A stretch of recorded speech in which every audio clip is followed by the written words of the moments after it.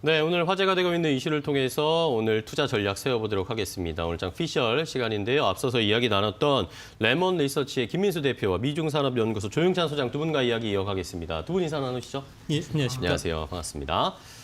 자, 오늘은 우리 시장, 미국 시장 최근에 많은 개인 투자자분들이 주식 투자를 하고 계신데 오늘은 한번 눈을 살짝 돌려서 가까이 옆에 있는 중국 쪽의 시장은 어떨지 여기에서 또 투자 해안을 얻어보는 전략을 세워보도록 하겠습니다. 일단은 자, 중국과 관련된 이야기를 좀 해드리기 전에 또 기아차와 관련된 이슈들이 오늘 또 올라오고 있습니다. 언론사에서 이번 달에 애플이 기아에 4조 원을 투자하고 이것을 애플카 협력 계약을 체결할 것이다. 이런 이야기들이 나오고 있습니다. 아직 이것도 한 언론사의 보도이긴 한데 이러다 보니까 오늘 기아차 주가가 또 급등하고 있습니다. 거래량이 실리면서 480만 주 넘게 지금 거래량이 쏟아지면서 기아차가 또 8% 가까이 상승세를 나타내고 있는 상황인데요.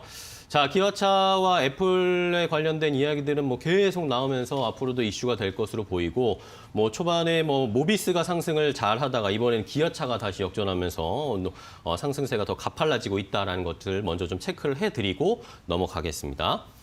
자, 김민수 대표께 먼저 좀 여쭤볼게요. 최근에 미국 시장도 잘 가고 우리 시장도 잘 가지만 중국 시장도 만만치 않게 잘 가고 있지 않습니까? 이 중국 시장의 최근의 동향 어떤지 좀 체크해 볼까요? 네, 기아차 얘기하실 줄 알았더니 또 중국 쪽으로 넘어갔습니다. 네네. 네, 그래서 중국 관련된 쪽은 일단 지금 최근에 나오는 지표들만 보게 되면 살짝 둔화되어 있습니다. 네네. 그러다 보니까 코로나19 잘 극복했다고 하는데 더 강하게 지표가 안 나오는 이유는 대표적으로 미국이나 유럽 쪽에 이쪽의 여파가 아직 코로나19가 좀 잠잠하지 않다라는 관점 쪽으로 약간 좀 숙이는 분위기인데 그래도 이제 최근에 또 나오는 동향들은 확연히 이제 떨어지는 확진자 수가 나온다라고 하게 되면 일단 이와 함께 같이 움직일 수 있는 경향은 나오겠죠. 네네. 그런 쪽에서 또 최근에 나왔던 중국 쪽의 유동성 관련된 얘기들, 유동성을 인민은행이 다시 회수하느냐 이런 얘기 때문에 15리라고 하는 금리가 또 올라간 것 때문에 많이 봤었는데 다시 한 하루 이틀 동안은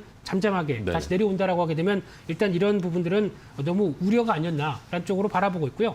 또 하나 중요한 게 이제 중국도 춘절이 다가옵니다. 그쵸. 그러다 보니까 그에 따라서 여러 가지 또 어떤 기대감들이 반영될 수는 있겠는데 하지만 이번에 춘절도 마찬가지로 중국에서 이동 제한을 많이 하는 움직임이다 보니까 아마 과거처럼 작년 같은 또 기존에 알고 있던 춘절 분위기가 강하게 나오진 않을 걸로 보여지고 있고요. 네네. 상대적으로 또 어떤 비대면 쪽에 대한 흐름들이 조금 더 우위하지 않을까로 바라보고 있는 게 이번 춘절을 앞둔 중국의 상황이 아닌가 싶습니다. 네.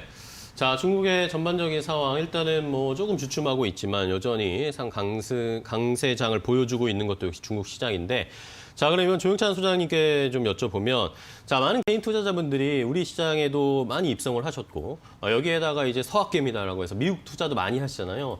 근데 사실 중국 쪽에서도 수익을 예전에 우리 많이 보셨던 분들이 계셔서 중국도 이제 올해는 좀 달라지지 않을까, 중국에 투자하는 분들도 많아지지 않을까 그런 생각도 해봅니다. 투자 대안으로 어떨까요?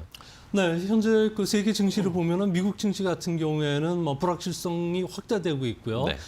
그리고 게임스톱에서 보듯이 투기적인 거래가 활성화되고 있는 그런 모습입니다. 네네. 아무래도 투자 여건이 안 좋아졌다는 건데요. 이 때문에 서학개미들 같은 경우에는 대안 상품으로 상품 시장이라든 농산물, 중국 증시를 지금 노리고 있다는 이야기들이 나오고 있습니다. 네. 아무래도 MS 지수를 5년간 평균을 보면은 주요국 증시 중에서 주가 상승률이 중국이 가장 높았다는 겁니다. 무려 5년간 104% 넘게 상승을 했는데요. 네. 미국이 71%, 인도가 62%, 일본이 25%인 비교해 보면 아무래도 위험을 감안한 주가 수익률 같은 경우에도 중국이 높았다는 겁니다. 이 때문에 10년, 20년 긴 안목에서 본다면은 국제 분산 투자에는 중국을 꼭 넣어야 된다고 하는 이런 공통점이 형성이 되고 있는데요. 네. 특히 중국의 예상 주가 수익 비율은 올해는 올해는 18배, 그리고 내년에는 15배로 계속 낮아지고 있고요. 또 EPS 같은 경우에는 2022년까지 두 자릿수 증가를 이어갈 것으로 보여집니다. 이 때문에 뭐 장기적인 관점에서 보면은 2028년도에는 미국을 제치고 중국이 GDP 1위 규모가 되고요. 또 중국은 정책 시장이라는 측면에서 중국 정부가 밀고 있는 IT 디지털 분야와 관련해서 많은 그 관심들이 높아지고 있기 때문에 이거와 관련된 수혜 종목을 찾는 움직임도 빨라질 것으로 보여집니다. 네. 자, 중국 투자에 대한 평가도 한번 해드렸는데 중국 투자도 이제 눈을 돌리시면서 나도 여기에 이제 투자 대안으로 좀 투자를 해볼 만하다. 올해 중국 좋을 것이다. 이런 이야기들도 많기 때문에 한번 살펴보시는 것도 좋을 것 같고요. 자, 중국 주식 투자를 그럼 어떻게 해야 될지도 궁금하고 역시 중국 쪽에서도 사실 뭐 아까 기아차 이야기도 말씀드렸지만 전기차와 관련된 이야기들도 계속 나오고 있습니다. 중국 쪽에 투자에 대한 방법이라든지 그리고 중국에서 강력하게 추진하고 있는 EV 정책 이런 것들은 어떻게 보고 계세요? 네, 중국 종목에 직접 투자하는 전략도 상당히 좋은데요. 네. EV와 관련해서는 중국 정부가 친환경 정책을 쓰고 있기 때문에 뭐 2050년도까지는 아무래도 EV 자동차가 전 세계에서 보면 중국이 제일 빠른 50%까지 점유율을 차지할 것으로 보여집니다. 이 때문에 EV와 관련해서는 중국에서는 4단계 자율 그 주행 시험이 지금 상하이나 선전에서 진행이 되고 있기 때문에 이거와 관련된 종목들이 상당히 좀 유망해 보이고요. 네. 이것뿐만 아니라 EV 자동차의 모터의 효율을 높이기 위해서는 히토리가 들어가게 됩니다. 이 때문에 히토리 가격이 네오디듐을 중심으로 해서는 지난 한 달간에 무려 70% 이상 급등했기 때문에 이것도 관심을 두셔야 되고요. 이런 개별 종목뿐만 아니라 오히려 그 기관 투자가들, 특히 개인들 같은 경우에는 중국물에 투자하는 공모 투신 펀드라든지 ETF 투자와 관련된 펀드에 투자하는 전략이 좋은데요. 그 중에서도 미국 국적의 ETF 펀드인 그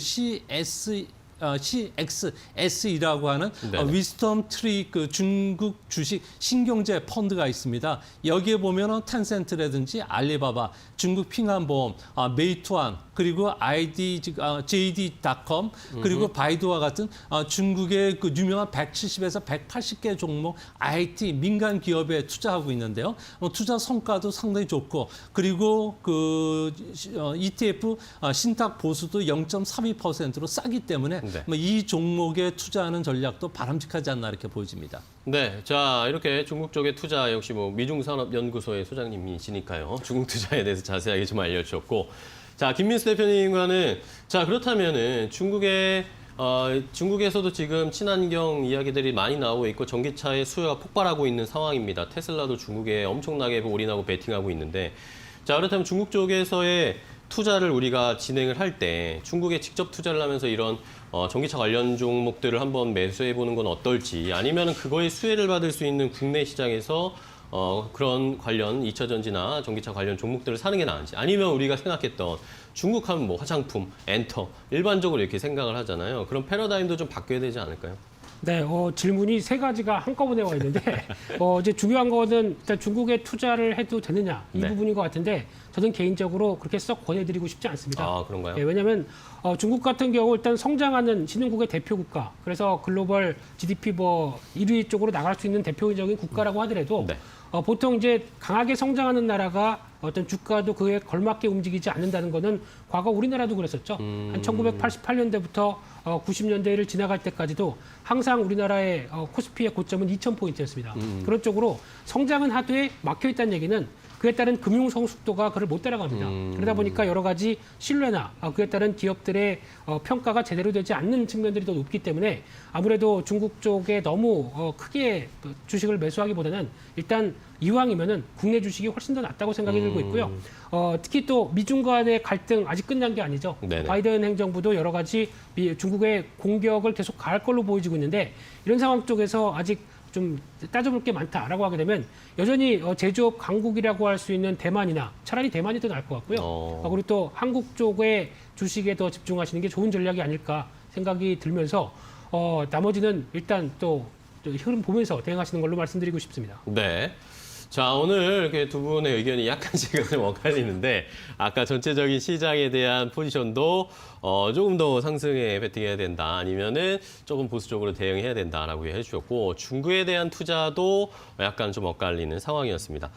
자, 이 중국에 대한 이야기는 좀 이렇게 하고 아까 우리 김민수 대표님이 또 기아차에 대해서 만발의 준비를 하실 것 같아서 기아차 이야기가 또 나왔습니다. 이번 달 2월 17일 정도에 일단 기사로만 확인해 봤을 때는 2월 17일에 4조 원 정도 애플이 기아에 투자하는 계약을 체결할 것이다. 이런 이야기들이 나오고 있습니다. 확정된 건 아닙니다. 그러면서 주가가 지금 10% 가까이 기아차가 또 올라가고 있는데 자, 이거에 대응하는 방법 좀 알려주시죠. 네, 애플이 얘기를 뭐 이제 비밀 유지와 관련된 여러 가지 흐름들 때문에 애플이 얘기할 가능성은 전혀 없고요. 네네. 우리나라 이제 어떤 이제 매체들이나 어떤 기업들이 약간 그럴 개연성에 대해서 계속 얘기를 하는 것 같은데 아직 확인될 수도 없고 확인되지도 못한다고 생각됩니다. 그런 쪽에서 만약 계약을 하게 되면 그거는 이제 조금 차후에 알려질 문제라고 생각되고 있는데 금액까지 이렇게 자세하게 나왔다는 얘기는 개연성이 좀 높진 않을까라는 생각인데 확인할 방법이 없으니 일단 네네. 모르겠고요.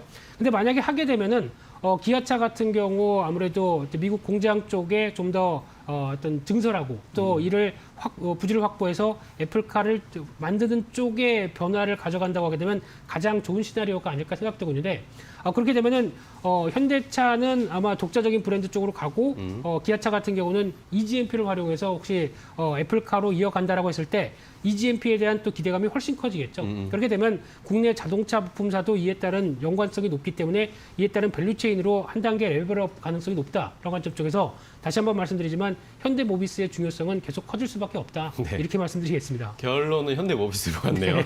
현대차, 기아차 일단 다 올라가고 있는데 오히려 단면만 보지 말고 거기에서 우리가 부수적으로 얻을 수 있는 생각을 해보자라고 하면서 오히려 현대모비스에 좀 포인트를 짚어주셨다는 것까지 함께 체크를 해봤습니다. 자, 오늘 레몬 리서치의 김민수 대표와 김미 미중산업연구소 조용찬 소장 두 분과 이야기 나눴습니다. 오늘 말씀 감사하고요. 다음 주에 또 뵙도록 하겠습니다. 고맙습니다.